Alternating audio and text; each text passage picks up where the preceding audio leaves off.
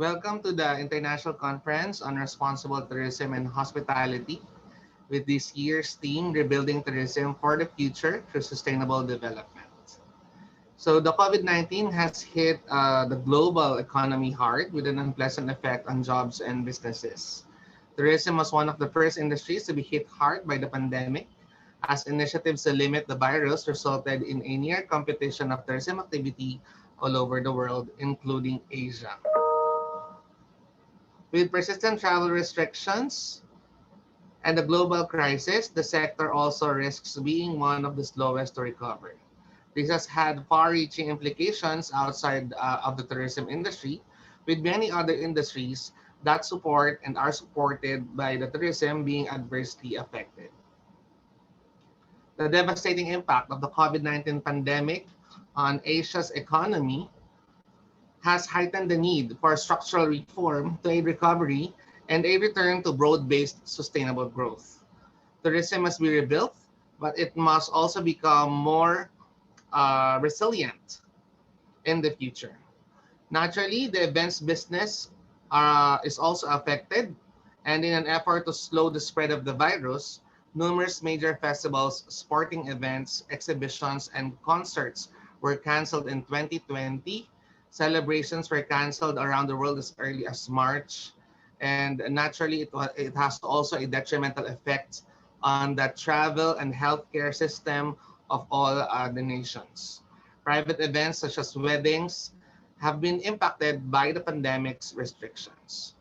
So to aid us in discussing more about the future of travel and events, let me give you our panel of speakers.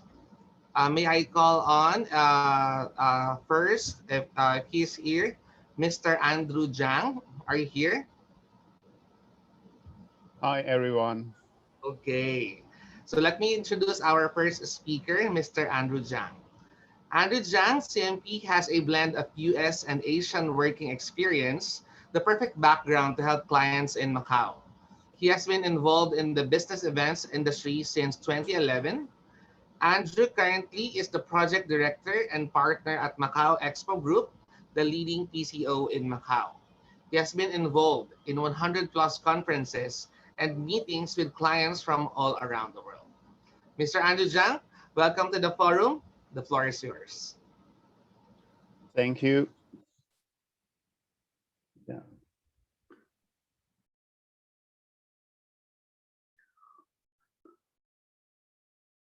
Okay. Can you guys see my PowerPoint?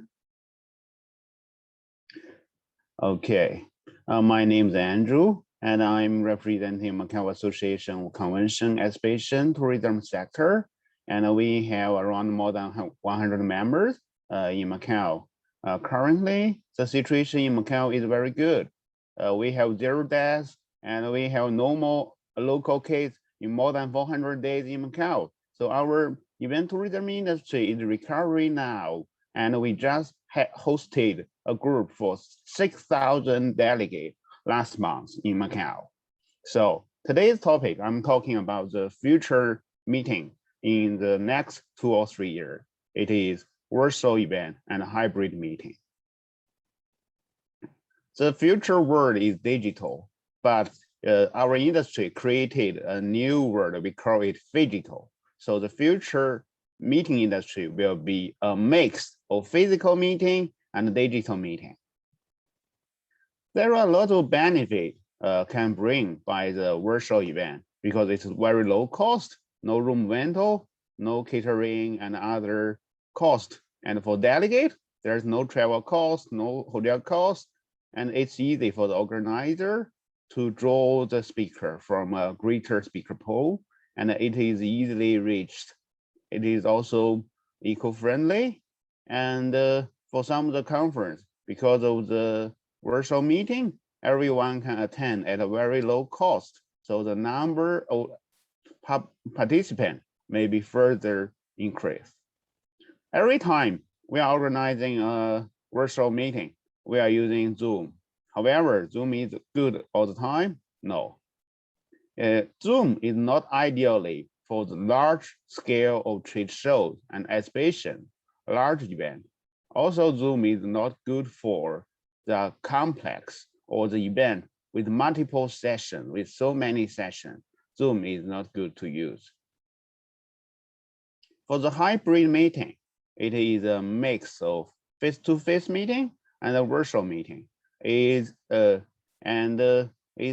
only way for our event industry to recover in the future several years. So we are thinking hybrid meeting is a bridge for the physical meeting recovery. And there are some benefits for the hybrid meeting. It's a bridge for face-to-face meeting, and it will further increase the number of the attendance. For those who can attend, then they can attend it on site and physically. For those who cannot travel, they can attend it remotely. Also, because of the hybrid meeting, we always have the recording, and it is much easier for us to record the conference session than ever before. And it's also eco-friendly because people do not have to travel anymore. And it's also increased the sponsorship value for the sponsor. They can reach the very large sponsor pool from both physical participants and the remote participants. However, there are still some challenge for the hybrid meeting. The cost is very expensive. The cost for hiring the production company, AV technician, and recording all the sessions, there are some costs. Also, it is very complex. Why it is complex? We have the different participants physically and online. You have to encourage the engagement for these two different type of participants. It's very difficult. It's also a very super big challenge, especially for the international meeting. People are in the North America, in the Europe, in Asia Pacific, are in different time zone. It's difficult for the online participant to engage some of the conference sessions. So pre-recording is very important. So you may include this if you are organizing a hybrid meeting. And there are also how to organize a successful hybrid meeting. Here are the checklists from my previous experience. Okay, you have to plan on how to integrate the engagement of two different types of audience, the online participant and the physical participant. Speaker training, rehearsal, and the testing is very important. Not everyone are the expert on online meeting, so the organizer should give enough information, training guideline for the speaker. Also, you should select the trusted platform like Zoom, also the conference venue, AV, and some of the live streaming company. And it is also, you should have the hardware ready. You should have a strong internet connection, and the minimum connecting is required 10 ms per second for the streaming. Okay, you also should have the virtual MC, a very good conference chair to chair for the different session. You should also prepare the very detailed timeline of the activity for your project management. And you should have the hardware ready, the cameras, light, the microphone, and do the training. Also, you should making your face-to-face offering very clear to everyone. And sometimes you should also, the organizer should also offer some flexibility on registration, allowing the attendee to register either face-to-face or digital, or you allow them to change later. And the online conference, usually the traditional physical event is usually 3 days event or 4 days event. However, for the hybrid meeting, for the online session, you should keep it shorter. Otherwise, people will be very boring. For some of the session, you may have the pre-recorded because of the technical issue, so the internet connection. Always make sure that you have the second hand ready pre-recorded session, so people can delegate can enjoy the conference session, and try to be on time and always be punctual for the conference attendee and delegate. We did quite a lot international conference hybrid meeting recently. I can show you guys a very good example. We are using virtual chair, a very trusted platform for event. This is what it looks like, and I will show the video with you guys.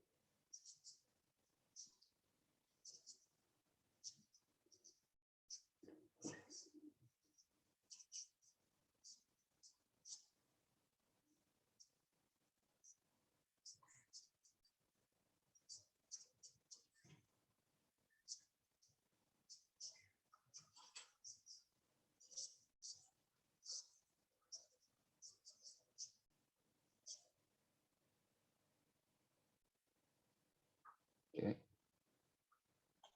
that's all. Yeah. Okay. So thank you so much, Mr. Andrew Jiang. Truly, it was a very engaging session. That kind of a virtual platform that you gave us. Okay, so I know that this could be more engaging if you have more time. So let me now give you the next speaker. Okay, Sir Andrew, please be around for the question and answer portion later. Okay. So at this point, it is my distinct honor to introduce our next speaker, Mr. Maud Daoud Maud Arif. Maud Daoud Maud Arif took office as the Chief Executive Officer of Malaysia Healthcare Travel Council, or MHTC, on April 5, 2021. Previously, he served as the Senior Director of Tourism Policy and International Affairs Division at the Ministry of Tourism, Arts and Culture in Malaysia and lead shepherd of the APEC Tourism Working Group. With 20 years of leadership, Maud Daoud brings a fresh perspective to Malaysia healthcare's growth furthering the country's vision to be the leading global healthcare destination. In his previous capacity, Mod Daoud has demonstrated fervent passion for raising Malaysia's healthcare profile through numerous collaborative initiatives. This includes co-organizing the APEC Forum on Medical Tourism with MHTC themed Building a Borderless Future in Healthcare and jointly representing and promoting Malaysia's healthcare travel industry at the Standing Committee for Economic and Commercial Cooperation of the Organization of Islamic Cooperation, or COMSEC, Tourism Working Group meeting, among others. Without further ado, let me give you our next speaker, Mr. Mod Daoud Mod Arif. Sir, the virtual floor is ready for you. Thank you very much, Dr. Daryl. I believe everyone can hear me. First, let me just bring my slide up.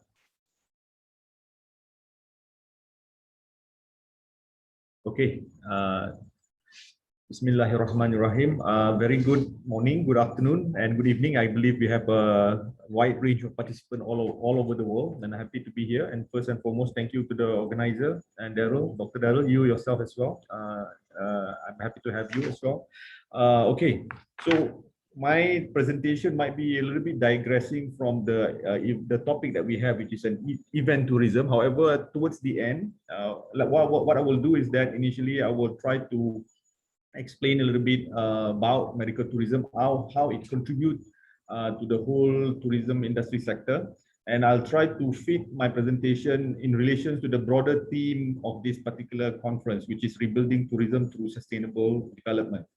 And after that, while I have presenting the medical and healthcare sector to all the participants, I will try to bring all of this towards event tourism at the end of my presentation to showcase how MHTC, or Medical Healthcare Travel Council, try to have our own event through virtual or even hybrid in bringing people together to promote medical tourism.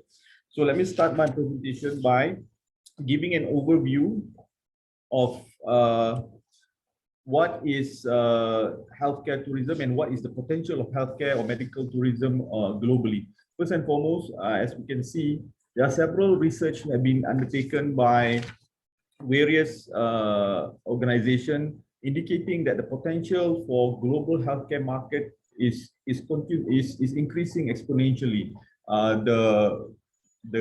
The cost or the value of this particular sector is estimated at around 100 billion to 200 billion US dollar by the year 2027, and this itself is contributed to 12.8% growth annually. So there has a big potential in terms of this particular subsector moving ahead. So in that sense, Malaysia itself specifically is looking at this particular sector as a high potential for growth for the economy of Malaysia, and we have identified this as one of the key economic area and have been given a priority as a national agenda for moving or contributing to the GDP of the country. Next. Then about the function and also I would say the role of the Malaysia Healthcare Tourism Council. So we ourselves has been established back in 2005 and corporatized in 2011, but very specifically, it is important in terms of highlighting. It is important highlighting that one of our main priority role would be to promote and facilitate the healthcare travel industry with the specific collaboration with the industry, and try to develop a very comprehensive and complementary ecosystem within Malaysia in order to provide the best healthcare to domestic patients and also international patients as well. And we do this through public and private partnership.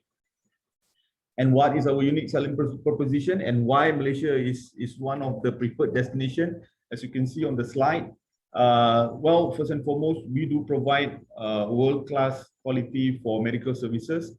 This is done through a very strict control and monitoring through regulation by the Ministry of Health Malaysia. and as well as we are at all the private hospital have to adhere to very high level of standards and accreditation as well. Number two is affordability. Affordability does not mean cheap. In Malaysia, we do provide a wide range of medical services and medical treatment to various patients. However, it is relatively competitive in terms of cost for people to seek treatment here in Malaysia. And number three is ease of accessibility, which means that there are very minimal or almost zero waiting time. In certain countries, to have certain type of treatment, you may have to wait for 6 months to 1 year in order to get those treatment. In Malaysia, this is almost you can always get specific treatment almost immediately due to we have the services, we have the supply of services readily available both for domestic as well as for international patients.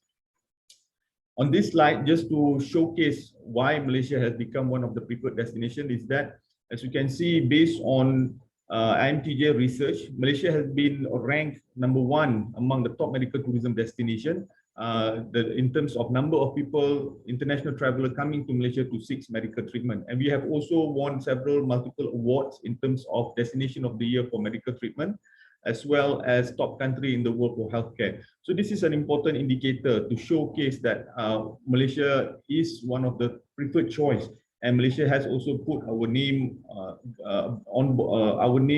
at the international level as a provider for medical services.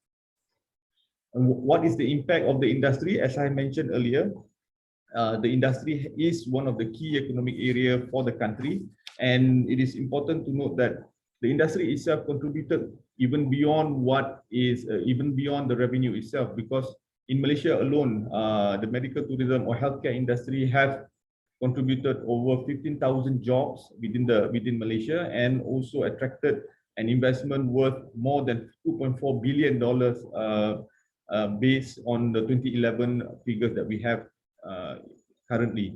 And in terms of revenue that we gain from this particular industry is that in the year 2019 alone, we have recorded about 1.7 billion ringgit in terms of economic impact, and we are anticipating that this figure will go up to 2 billion by the year 2025. This is taking into account the current pandemic COVID-19 period at the moment.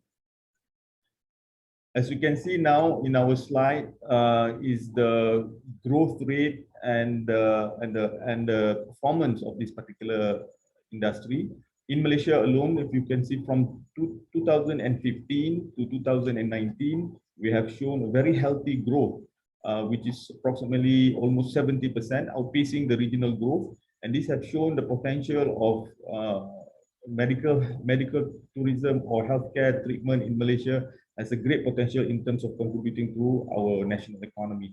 However, as you know, in 2020, not just for the medical sector, throughout the entire economic chain, we have experienced a significant drop. Within our sector, there's a significant drop by 53%, but this is still considerably to be favorable, because we still have the first quarter of 2020, which was quite active in terms of promoting medical tourism into the country before the lockdown period happens. So what do we do now? How do we move forward? And how do we drive sustainability and to continue fuel our growth? So this is a part which is quite important that I want to share with all the audience today. First and foremost, we need to ensure that recovery phase is being handled very carefully. So for our side in Malaysia, we are looking at recovery phase for this year and next year, to ensure that we keep our consumer interested, to keep the market warm, to continue to have, I would say, continue healthcare and then engagement with our individual stakeholder, either the private hospital as well as individual patients, to ensure that the continuing care is being done, either through digital or either through online treatment or online consultation and so on. And this is quite important. In terms of promotion, we are also looking at doing a minimal promotion, but engaging to ensure that the Malaysia brand name is still out there and still in the mind of all the potential medical travelers globally. Number two is rebuild phase. For the year 2023 to 2025, we are looking at moving this the healthcare sector to the next level. So this is where we take this current downtime during COVID-19 pandemic period time as a blessing. We take this downtime to regroup our industry, to look at where we can improve further, and during the rebuilding phase, we want to make sure that all our ecosystem is linked together very tightly in order to ensure that our end-to-end services and to ensure that the customer experience is well enhanced in the future. So this is where we want to move forward by the year 2023 to 2025. And beyond that, of course, in 2025, we want to make sure that the brand Malaysia Healthcare brand is well known all over the world, looking at regional first and then expand it to other markets. And we want to have new niche product as well, where we are looking at aged care, we are looking at, I would say, enhancing our existing cardiology, fertility, as well as oncology, beyond what we have offered right now. So these are some of the steps that we ourselves are looking into, working very closely with our private sector and private hospitals as well. So looking at sustainability, these are next few slides will show how we ensure sustainability of that of our medical tourism sector in moving within the COVID-19 period and beyond. So through brand and marketing, we are looking at how to aggressively enhance our PR and branding campaigns to by showcasing our healthcare best practices and let people know. These are being done through engagement, especially to our web engagement, webinar, as well as talking with our industry players on a continuing basis. Number two is through supporting and through continuing of care through telehealth, as I mentioned earlier. This is an ongoing thing that we are doing to enhance our branding internationally, as well as for foreign patients in Malaysia. And number three is through thought leadership in terms of sharing our best practices, amplifying the good example or the best practices that Malaysia is now undertaking through our social media connection and social media platform. And we are also looking at sustainability through niche positioning. Malaysia can promote ourselves throughout a various wide range of medical treatment. However, to be more focused, to be in terms of our product offering, we are looking at a few niche positioning to ensure that people know us as one of the best medical service provider within one of a few of the specific treatment that we are good at. For example, Cardiology Hub of Asia. This is one of the brand that we are looking at, and we are promoting Malaysia as the heartbeat of Asia in terms of cardiology treatment. This is also goes similarly with our Cancer Center of Excellence, where Malaysia is also well known for that. And the thirdly is the Fertility Hub of Asia, which with the team we are promoting with the theme of giving hope to dreams. So these are some of the area that we are positioning Malaysia and promoting ourselves abroad more specifically and in a very focused manner. And finally, we are looking at in the near future to establish flagship medical tourism hospital program, where one or two identified private hospital will be handheld through a sandbox initiative in order to move them into the next level in providing world-class healthcare services to the global community. So sustainability through continuing of care, this is something that is very specific for Malaysia, and I am very proud to say that the medical travel bubble is one of its kind that had been granted to MHTC. This is the first travel bubble which has been established and approved by the Malaysian government to allow foreign nationals to come into Malaysia in a very controlled manner.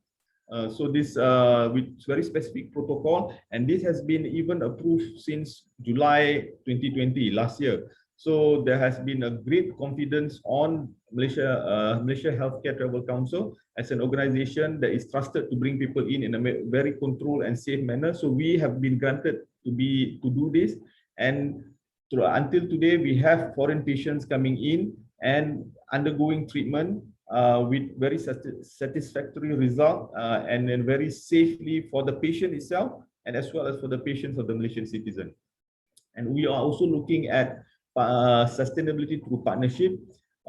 During this downtime is to do a full-scale marketing and promotion and engagement with international and global players physically is very difficult. So what we are trying to work on is very specific niche partnership with specific organization. As you can see on the slide, just a few, I think 1 week ago, we have established a partnership, I would say MOU signing with some of the medical authority and association in China, whereby through this partnership, very specific niche partnership on specific, I would say, collaboration. For example, this one is on fertility collaboration. We can establish a very strong link between organization and organization to bring in patients in both ways, especially in the fertility for the Chinese market. We also have a very good partnership with Dr. On Call, which enhance our digital presence and also enhance our digital product offering related to medical services as well. Next is sustainability through state niche offering. This is something that we are thinking right now. This is not cast in stone. We are trying to work with several states in Malaysia or province in Malaysia to look at what are they good at and where can they themselves focus in moving forward into the future. I'm giving just an example here for Sarawak, for example. They can expand their market to offering medical tourism as well as wellness, and including some of the Malaysia traditional, I would say, treatment that can complement the medical treatment as well as an alternative offering that they can provide. For Penang and Melaka as a heritage city, they are also looking, we can also propose and looking at infrastructure expansion and investment for Penang and Melaka to look at full-fledged health tourism center for the whole entire city of Melaka with various medical services and medical treatment provided for the global community. So these are some of the things that we may want to work very closely with the state and provincial government in terms of moving medical or healthcare tourism in the near future. And the next is through moving beyond what we are offering right now. What we are looking through right now is aged care. Aged care has a very big potential, as you can see on the slide. By the year 2050, we are looking at the number of elderly person to grow up to 1.5 billion in this globally. So there has been a potential, or I would say the increase in demand for aged care throughout the globe. So this is something that we Malaysia look at as a potential complementary services or complementary care that we can couple or link with the medical tourism right now. So we are now still at the early stage. We are developing a framework and working with several states in terms of bringing in investment as well as developing promotional, I would say, initiative in the future. So try to look forward to this new development in Malaysia in the near future. Moving forward, as you can see, where we're going to be moving our Malaysia healthcare travel industry. Well, we are looking at the year 2021 this year. We have almost a full year, almost a half year of lockdown, and we are anticipating that the border might be open. We are not so sure. That is depending on the current situation of the pandemic. It also depending on other neighboring countries, what are the situation in their countries as well, and also looking at what are the border control measures are being undertaken. So we are anticipating a lower number in terms of revenue coming into the country by this year. But in the year 2020 towards 2025, we hope and project that the revenue would climb up to 1.7 billion to 2 billion ringgit Malaysia, hopefully. But I have to try to explain a little bit and share with all the participants here today. As the head of the Malaysia Healthcare Travel Council, I would like to see that this medical service sector is not so much of gaining revenue from patients coming into the country. But what we like to see is that what Malaysia can offer to the global community. The more number of people coming into the Malaysia, the more people spend their money in Malaysia. I'm looking at it as the more that Malaysia can do for the global community, because we have the expertise, we have the certification, high-level certification, we have the facilities, and then we have good doctors here, and we have the excess supply that we can offer beyond the Malaysian citizen itself. So I would like to see this particular medical tourism services in Malaysia as services that we provide for the global community in order to give hope to them, provide opportunity to them to access to better treatment, to have access to immediate treatment, and to have access to a more affordable treatment for the benefit or for the well-being of the global community. So that's the priority or the objective that I want to set for the Malaysia Healthcare Travel Council here in order to promote our services globally. So how do we do this? How do we try to enhance the services? How do we enhance the quality, not just for Malaysia, but how do we link, bring all the industry player together? How do we enhance the linkages network throughout the entire value chain and throughout all the touch point within this industry? This is where next year, sorry, the end of this year in November, the exact date would be 16 to 18 of November. The Malaysia Healthcare Travel Council will be hosting Insight Medical Travel Market Intelligence Conference with the theme of forging resilience. This platform is very important in bringing all the players together, including airline, wellness sector, the medical sector, the private hospital, even hotels and travel agency. We are bringing everybody together, even online players, to come and join us to share their knowledge and to build networks in order to provide a global, seamless patient experience in medical sector. So this is something is sought after. Many medical industry players are looking forward to participate in this particular event. And I would invite all of you attending this particular conference today to join us through Insight 2021 so that we ourselves can go through and try to enhance end-to-end patient experience, not just in Malaysia, but throughout our region and globally as well. So with that, I would like to end my presentation here and thank you for having me. And I look forward for the discussion session later on. Thank you very much, Doctor. Thank you very much, Mr. Mod Daoud Mod Arif, for sharing your practices in Malaysia. And so we've heard the perspective of events and healthcare tourism from Macau and Malaysia. So now let's move on to my own country, the Philippines. Our speaker is the president of PEP Tarsus Corporation, a leading professional events management company that has recently become part of the Tarsus Group of London. Organizing some of the biggest events in the country, its biggest show include WOFEX, or the World Food Expo, the Philippine Culinary Cup, and the Hotel Show.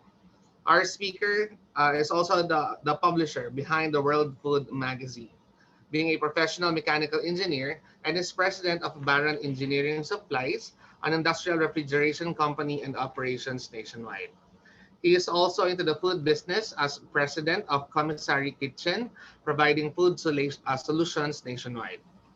Currently, he also serves as the president of the PASEOS, the Philippine Association of Convention and Exhibition Organizers and Suppliers Incorporated. Ladies and gentlemen, let me give you our last speaker for this session, Mr. Joel Pascual. Thank you, Dario. Thank you for the introduction and thank you for having me. At this point, I'd like to share my slide. I'm here to talk to you about the situation of the MICE industry in the Philippines. Is my slide something you can see now, Dario? All right. So with that, this is how the industry was prior to the pandemic. We were very upbeat. In fact, I think the whole of Southeast Asia was very upbeat. The whole world was looking at this region in terms of MICE. MICE, after all, is not just a business entity, but it's largely a tourism event as well, with many, many people coming from all over the world to visit MICE events like exhibitions and conferences. However, when the pandemic came, this is how the industry came. Just like most everybody, we were caught by surprise and we didn't really know how to react to it. And then it just became worse and worse, no? Many variants now, and it seems like we don't really see where the end of the virus, and so this is what we look like now. The MICE industry is battered and bruised, bloodied, all right? But however, we in the industry know that for us to survive, we have to fight. We have to fight so that, but fighting means we have to inject new ideas on exactly how we will adapt to the situation. And so my presentation is about the ongoing evolution of Philippine MICE. I'm sure my examples is followed by other countries, but because I'm from the Philippines, let me just use the country as an example. Okay, the first thing that we did was to repurpose. Obviously, all of the MICE players had resources on hand already. So what we did was to look at what we had in terms of resources and facilities and how can we repurpose it so that we can start generating additional income. All right. For the facilities, a lot of them, for SMX, which is a convention center, they decided to rent out their spaces and became studios, their kitchens. They also started to rent out the kitchens. A lot of the hotels had to be DOH accredited hotels so that they can be quarantine facilities for the overseas contract workers. In fact, a lot of the hotels tell me that they're actually earning more now during the pandemic than they did before the pandemic, which is actually opportunity that was created out of the pandemic. For a lot of the suppliers, like our booth contractors, they were able to present themselves as constructing temporary hospital beds, temporary hospital rooms. So it's really really wonderful when you think about it. You just have to be resourceful and look at what you have and see how you can pivot it to earning money. Now we're talking about facilities here. Of course, we Sure. also have So, people. Yes. excuse for a bit. I think the slides is not moving. It's Okay. still in the slide one. Let me try to share it again. Okay, thank you, sir. Okay, is it moving Okay, now? yes, we're in the repurpose slide. Okay. Okay, is it moving? Do you see the pictures now? Yes, sir. Thank you. Okay. So what about the repurpose? The manpower. In terms of the manpower, um, we also had to reskill our repurpose and reskill our people, which means we had to look at what is your specialty. Are you good at writing? Are you good at photography? We had to now make sure that we can bring out the skills that might not have been used very well before and is used now, so that we can now compete in the virtual landscape. Apart from repurposing the skills, we also had to retool, meaning things that we did not have before, we had to now inject. Example, new platforms and new skills. Daryl, is it moving? All right. Okay. So we had, of course, just like everybody, we had to learn Zoom. We had to learn StreamYard. My people had to learn how to handle cameras, boom mics, lighting. We had to create studios.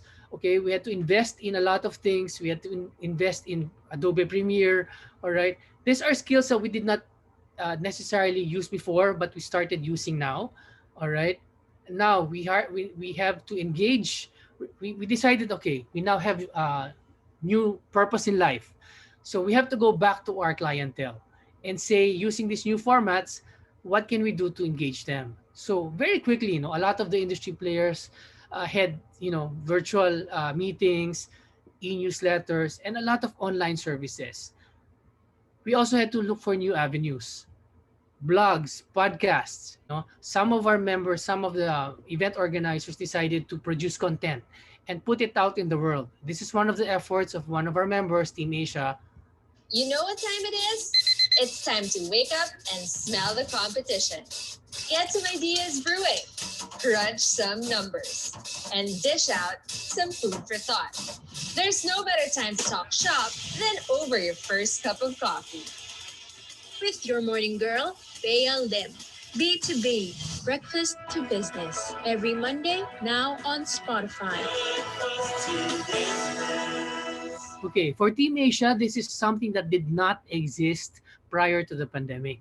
They have created several podcasts that are now seen and viewed all over the world via iTunes, and other platforms. In fact, they tell us they're rating very high worldwide. So this became a new avenue to market themselves that did not exist. So again, this is a pivot that is benefiting them. After that, we knew that we had to recover. We had clients, right? How do we now start recovering revenue? For us, in my company, we decided that the market we were serving, which is the food industry, we would put out a lot of webinars with regards to food. Okay, for the first few months of the pandemic, all we did was come out with webinars, food related, and how for them to cook, just say restaurant rescue. This actually did for us two things. One, it told the industry that we were still relevant, we still existed, and secondly, it served as practice sessions for us up to a point wherein we can now present ourselves as expert in the virtual landscape. And having done this, slowly but surely, the market looked at us as experts in providing virtual content. And now we are. This is one of the things that we were doing.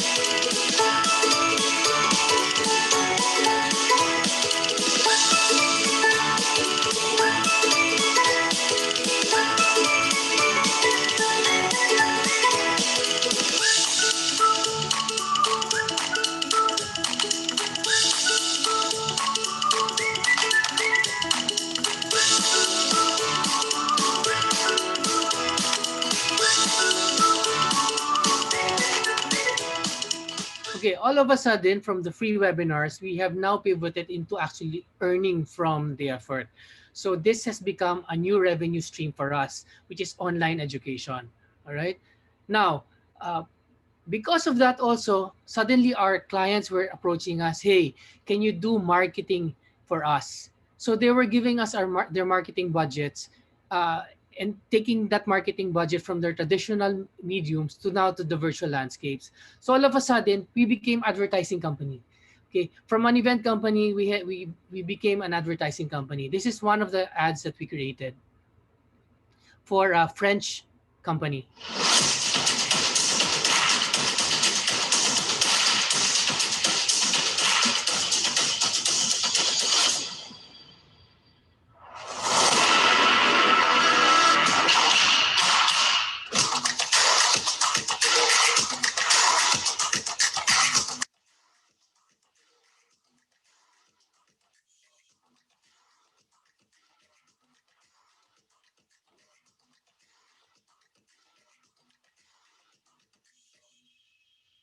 Of course, as we were doing this, other companies started looking at us. Hey, if they can do this, maybe we can follow suit. And so the Embassy of Canada also engaged us. But we had to level up. Now we're starting to use green screens and virtual backgrounds. So this is a product of our ad for the Canadian Embassy. We've been in lockdown for so long. I really, really miss traveling. Well, you know what I miss the most? Canada in spring. No worries, chef. We have the key ingredients from Canada. We have Canadian beef, well known for its high quality. We have world famous Canadian lobster and delicious green peas. Yeah, I think I will. Thank you.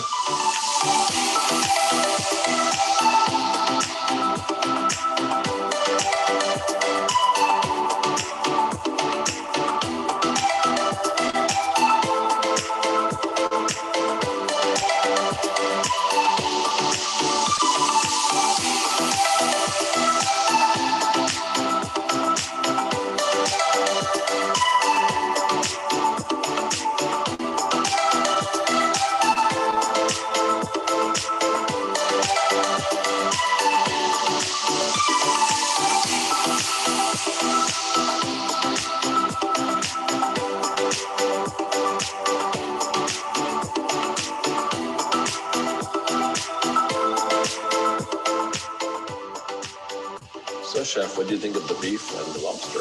Oh, I absolutely love them. You know, you can tell the lobster's in the prime of the So season. this is where we So injected a little bit of and magic. the beef was fantastic. Indeed, in spring, this is when lobster's harvested and the beef tastes great. Peas are very much a spring product. Yeah, they were perfect. They're absolutely perfect. Let's dig in. Wow, food is magical. It really takes you places. I know. Here we are in the Canadian spring. Cheers to that. Absolutely. Here's to spring in Canada. Absolutely. And magical travels.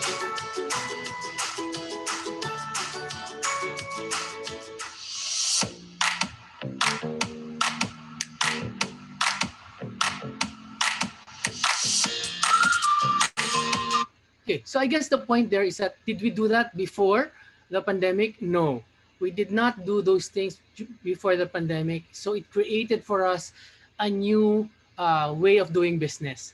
What about the core of our business? Of course, prior to the pandemic, what we were heavily doing were conferences and expositions. Of course, we could not forget them.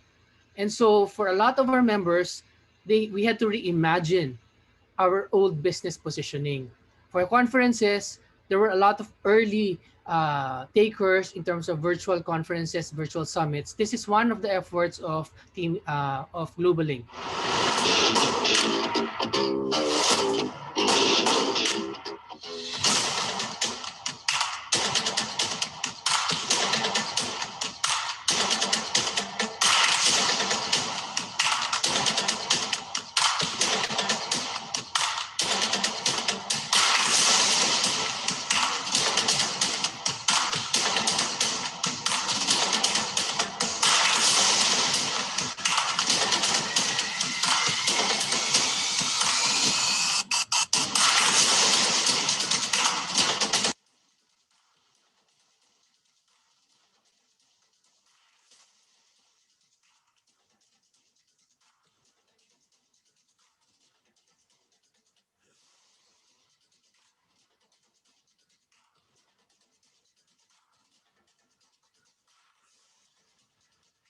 Imagine that, okay?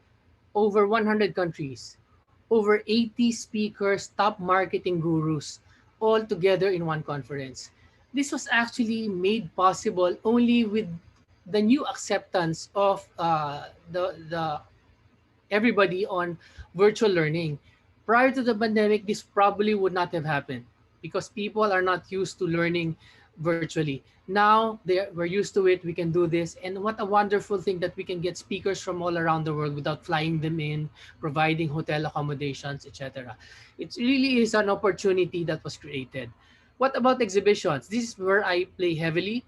Again, a lot of organizers went into this very early, but we took our time, and then finally, just last March, we decided to do it. This is how we promoted the show. Hello, everybody. Welcome to the very first all virtual edition of World Food Expo. Wolfit Spring will bring you a lot of learning and sourcing opportunities. In fact, it will even have the very first all virtual culinary competition in the country today. We miss you.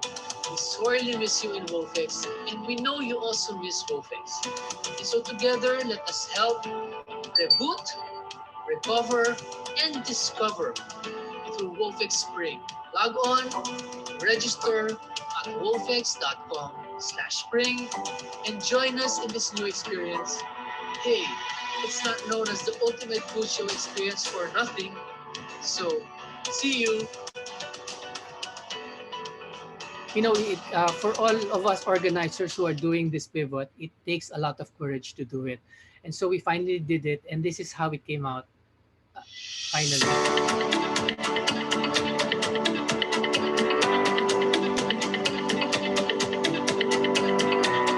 This is how Wolfex looks like now.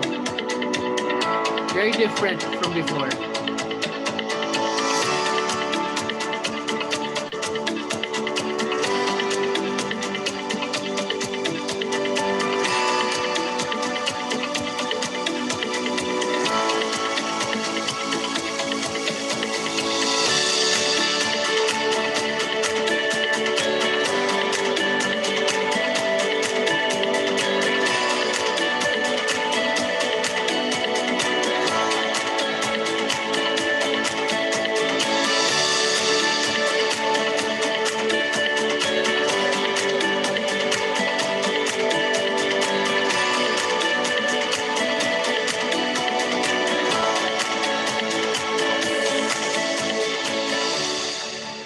As they say, no guts, no glory. So we in the industry just have to keep on pushing, keep on fighting.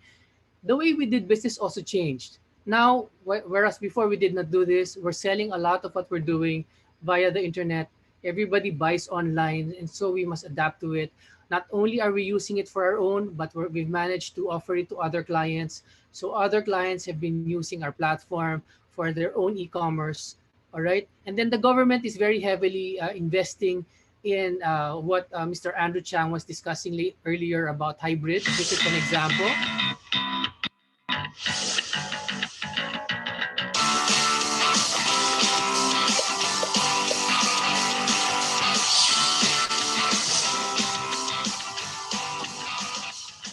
This was probably the very first, I would like to say, probably the one of the very first hybrid events that happened throughout Southeast Asia. This very early on, the TPB launched this. They flew in several travel agents to Bohol. They had virtual meetings there. It was broadcast live. It was really a truly hybrid event, and they've had several soon after. So hopefully, this is something that can materialize more and more as we move forward. Now, it just tells us that the pandemic should, while it was heartbreaking, should be seen as an opportunity in workloads. As I was mentioning earlier, a lot of the things that we were doing before, we did not. We now created new product lines. So if everything goes back to normal for my company and for others, we now have two revenue streams. We're not only gonna earn from our old model, but we've created new ones. So dalawa na we already have two revenue streams after the pandemic. And so finally, we also like to say that the MICE industry anywhere in the world must remain resolute, because to have a strong comeback, to to have events like this. Look at these pictures. This is an organizer's dream. To have so many people in one room, that is an organizer's dream. Why? Because there is no replacement. No Zoom event, no virtual event can ever replace the face-to-face, the handshake, the hug, the conversation, the shared laughter. No virtual event can ever replace that. And so we're still hoping that it will come with enough vaccination and herd mentality. And to do that, we must also ensure everybody that events can be done safe. We must reassure them through safety protocols, through reminders, to getting ourselves ready, from venues to organizers, even to visitors, to practice safety protocols. Everybody must be reassured that we can do this, we can do this. And so that we can reboot. Already we've seen several events happening, hybrid, virtual, live, physical, even theme parks have opened, but opened in a very, very small scale. All right? Very, very small scale. And so with the one final I'd like to introduce that the MICE industry will remain resilient. I think we've exercised it. We've shown it that we have been exercising resilience in developing new products, in coping with this new reality. As it is said, we are not what happens to us, but we are who we choose to become. So we must make that choice. We must not let the pandemic kill us. We must not let the pandemic define us. We must choose to define ourselves. And with that, this is going to be the face of MICE in the years to come. After the pandemic, we will again not have a sad face, but a happy, jubilant face. Thank you very much for listening. Thank you, Darren. Thank you, everybody. Thank you so much, Sir Joel Pascual, for that excellent sharing from the Philippines. So at this point, we open the floor for an open discussion, and may I call back the rest of the speakers, Mr. Andrew Jiang and Mr. Modaud Mod Arif. Okay. I think Mr. Andrew Jiang has some troubles connecting, so maybe we could maximize the time. And I will now throw the first question to Sir Mod Daud. Okay. So, of course, with your discussion earlier, we have seen that Malaysia has been doing a lot with the healthcare tourism, and how it would be, really affect the economic sector. So the question would be, how do we see the events or the healthcare sector help the economy recover? Well, thank you, Daryl, for the question. What in the near future, as I mentioned in my presentation, first and foremost, where I want to take the Malaysia healthcare is more on the direction of how we can help the global community in seeking for the best medical healthcare that we can offer. So that has to be made clear at the forefront. But going back to your question is how the Malaysian healthcare can benefit the economy of the country itself. We are looking at healthcare as one of the economic sector for growth of the country. Malaysia has been traditionally very well known for manufacturing, and our economic contributor is mainly and largely from the export market of manufactured goods and tangible goods. But right now, the government is looking at balancing manufacturing and services export as well. So within the services export, of course, tourism is also very, very prominent. And within tourism itself, medical tourism specifically has a higher level of contribution in terms of per patient coming into the country. So with that said, there's a great potential in terms of medical tourism, and it has been recognized and identified by the government as a main contributor towards balancing between manufacturing services, manufacturing export, and also services export for the country. Okay, thank you so much, Mr. Modaud. Okay, for the next question, this is addressed actually to Sir Joel Pascual. Okay, so while the delivery of the hybrid events seem to have properly transitioned, has it also been effective in sending the message across to the attendees who are remote and at times at home? That is actually a challenge of every organizer, right? To keep the attention. Like for this example, We see a lot of 73 people are participants, but most of them don't have their video on. So we don't actually know if there are people there behind the screens, right? We don't know if we're engaging enough. I teach a lot. In the teaching, I've more or less been an expert of talking to myself now with the virtual landscape. Unlike before, when I teach, I use every inch of my body to teach. No, all the body language is very important. Now it's just my face. I don't know. It's a challenge, but hopefully, it's a process. I think that just like when we do our virtual education in my own company, people are learning to cope with the reality. And up from our survey, I think they're learning. So, but it is our challenge to always innovate so that they see something new. Their attention is kept. All right. Yeah, it's really a challenge, Daryl. To be honest. If I can add to that point, Daryl. Well, for the MICE industry specifically, I mean, everybody keep on saying that tourism industry as a whole is the first one to be heavily impacted and the last to be recovered. But within the tourism sector, MICE industry itself, which is a part of the tourism sector, is even the worst of the worst in terms of impact, because MICE industry itself is in the business of bringing people together. Having big conferences with higher numbers is a showcase of the success of the particular event, the convention, for example, and also the impact to the economy of a certain destination in bringing people together in terms of generating the spillover effect. So, but with the pandemic that we have at the moment, the main criteria is to have lesser and lesser people being together, focusing on social distancing and so on and so forth. So that's why the MICE industry is specifically being I would say, impacted quite severely. Nevertheless, I agree with what has been said just now. We need to find more creative and innovative ideas in terms of getting people together online.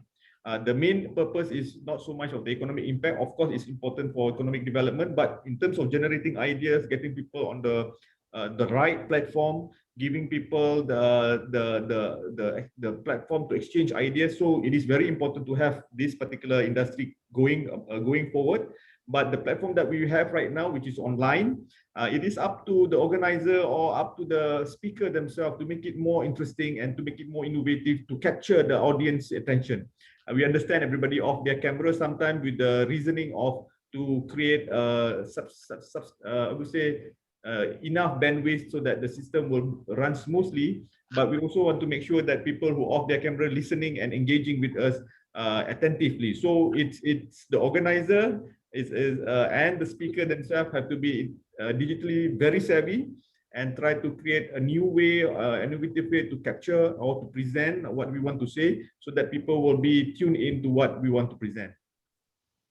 Okay. Daryl, maybe we can check now if we really have an audience. If you're listening to us, can you type in the chat box ICRTH? I hope they are still there. ICRTH. That suggestion. Yes. Okay, we have one. We have one listener. All right. Okay, we have many. We have many. So they are very much listening and are very eager to listen, to engage also with our discussion. Joel, we are doing well.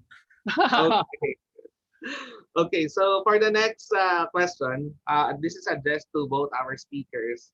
With the point that you have taken in earlier about hybrid events, how do we now restructure to provide for social spaces for those that are in hybrid events as of the moment? Can we start off with Sir Joel? Come again. I'm sorry, I'll get distracted from the comments. Can you just ask it again? Okay. How do we restructure to provide for social spaces for hybrid events? Okay. Can I start first? Okay, maybe because you're a doctor, maybe because from the medical field, you are better equipped. Okay, sir. So, okay, what I can see in the space of MICE specifically, one way of doing it is similar to what we have done. I've participated in one particular very interesting conference back in Luang Prabang. I mean, to have a convention or exhibition, I would say, let's say specifically a convention, in a very big group is almost impossible in the near future. But what they do is to have more parallel session. more parallel session, and more specific topic that can be broken up into smaller groups of interest of the participant. We have seen this being done even before, whereby big conferences, they have been broken up into parallel session, and only individuals who are interested with certain topics will join those particular session with expert speakers that they want to listen to. This is also can have a beneficial impact to the participant themselves, that they don't have to sit down throughout the whole conference listening to all the topics may or may not be of interest to them. So parallel session in the future, I see is the way to go. It's benefiting the organizer in terms of having spatial distancing, distancing requirement adhered to, and we can have a more focused group to listen to the presentation. And for the presenter, for the participant themselves, they will be more interested to listen only to the area of or discussion topic that of interest or of benefit to themselves. So in the near future, if you want to have physical parallel session, smaller group, more focused discussion would be the way to go. But overall impact, you can still have the big number, but in terms of specific issue, they will be in separate rooms and separate groups. Yeah, Daryl, I'd like to echo it a little. No, the key word now that's happening to the industry is niche. Niching them, meaning smaller groups, more focused. Even if you have, like as you said, big events, you break them down into smaller groups so that you can do the physical thing better. You can manage them better. Even in the things that we're doing now, virtual conferences and virtual expos, we're breaking them down. So actually, what used to be, we wanted to push it to become bigger. We're now pushing them to become smaller. More events, but smaller in terms of audience, just to fit it in with the required social distancing. All right, so small is actually good now. Okay. For the next question, this is addressed actually to Mr. Maud Daud. Okay, so what are your thoughts on partnering with other countries for your advocacy on healthcare tourism? Okay, when we looking at healthcare and also we're looking at medical tourism per se, the nature of the business specifically usually is destination centric. Let's say, for example, a patient wants to come to Malaysia seeking a certain treatment. Before they come, they have to do their own very specific research on which kind of hospital or which kind of treatment, hospital, the accreditation of the hospital, the doctors being here, and the success rate. So then they will do those kind of research and they come to the destination. It's mostly destination centric. But if you want to compare that with leisure traveler usually they want to maximize in terms of the money spent when they travel abroad. People coming from North America or coming from Middle East to Southeast Asia region, the more stamp they have on their passport, the better, because with one trip they can cover many countries. So in that sense, for leisure traveler to collaborate with many countries around the region would be very, very desirable, because we can promote, let's say, for example, ASEAN as a single destination and bringing people together. But for medical traveler, it is usually very specific, but there are a wide range of variety in terms of medical services and moving towards healthcare. So for a person that comes to, for example, to Malaysia seeking a very specific medical treatment, we can also work with other countries within the region to expand the services going towards wellness as well. So the promotion of a region can still be done, coming to Malaysia to have a healthcare treatment, medical treatment specifically, but then we can go to Indonesia or Thailand for wellness in that sense. So in this sense, to promote, let's say, for example, Southeast Asia as a medical destination as a whole, that is I would say, and expand the journey through wellness as well, and even going to leisure traveler is desirable to work with a country nearby within this particular region. So we can move forward in that manner to work with other countries as well. Okay. Yes, it would seem that a lot would really participate in this initiatives. Okay. Another question has been given. This is addressed to Sir Joel Pascual. So with all these changes happening in the events industry, what do you see now would be the future of our sector? Maybe we could take first Sir Joel Pascual, and then Sir Mud could also answer this. Okay, Daryl. For now, actually, it really is a matter of survival. All right. For a lot of companies, we for in the beginning we thought it would just like be two, 2 months, 3 months, and then it just dragged on and on. For a lot of the mice companies, it has been like a selfless uh, endeavor to keep alive. Even if we're pivoting a lot virtually, our earnings is very small compared to our earnings when we were doing uh, physical events. So, but we just hope that the herd mentality, the herd immunity arrives very soon, so that we can restart. We're just trying to do hybrid now for the meantime to hopefully recover some of that revenue that was lost and that market that was lost. But we're hopeful. I guess, Daryl, at the end of the day, it is about faith. No, we will just be prayerful and hope that there's a plan to all of this. Uh, Sir Mod Dowd already mentioned that we were the most hurt, and that is true. We are the industry that's most hurt, but we have to remain resilient. We cannot just fold up and die, Daryl. We're fighting. We're fighting. Hope that I made that clear in my presentation. We are fighting, Daryl. Yes, I agree that resilience, I think, is very much the key. Okay, Sir Mod Dowd. Well, I just have one final comment that I would think that moving forward, what is important right now is the global community have to work very closely in terms of adhering to the protocol. You see, everybody is crying out for government organization or even border to be open, government organization to relax movement control, government organization to restart the economy, and so that people can maintain their livelihood. But it can never happen as long as the number of infection is increasing or is not at the safe rate for any country. So it is important now what we need to do as a community to make sure, especially within the tourism community, to ensure that the numbers goes down within the region, within your respective country, to make sure that the number goes down. How do we do this? When we have the opportunity to open up and do our business, especially in the travel market, we ourselves as the industry must ensure that we follow the protocol, ensure social distancing, and ensure that people health and safety are being taken care of to ensure that the numbers goes down. We will suffer for a while, but in the long term, the economy can start to recover with the opening up of the border when the number goes down. So I'm a very pro and advocate for vaccination.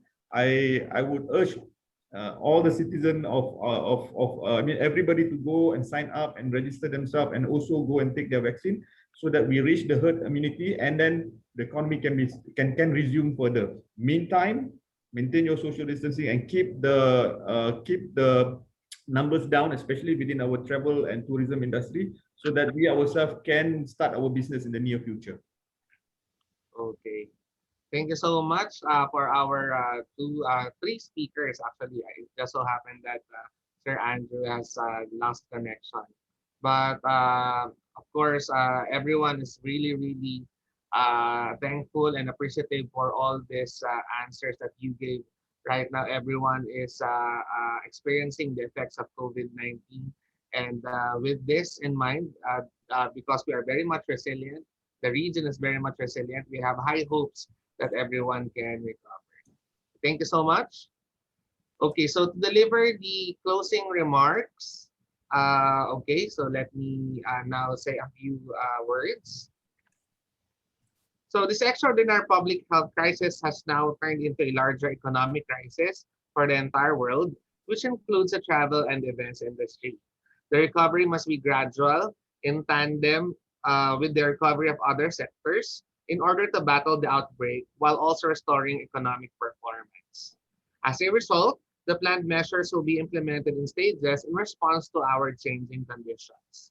With this, guaranteeing the safety of guests and employees has become a primary priority for stakeholders in the events and travel business, which of course would impact also our healthcare industry.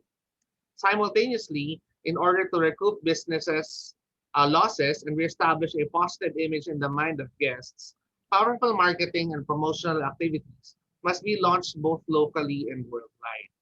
Another strategic tool for attracting new clients would be to provide flexi services. As a result, offering flexible prices, cancellation policies, and flexi-work environment, among other things, would be advantageous in ensuring the industry's long-term viability. The economic downturn has provided a chance to reconsider tourism in the future, and tourism, as we all know, is a series of forks in the road, and the policies we put in place now will undoubtedly shape tourism in the future. Thank you so much to our dear speakers. Thank you so much to our participants for this session, and I hope that everyone can still be engaged as we have a lot of other sessions for this afternoon. So with that, I am the Dr. Daryl Ace Cornell from the Polytechnic University of the Philippines, thanking everyone for this session. Have a nice lunch, everyone. Thank you. Thank you, Daryl. Thank you, everyone.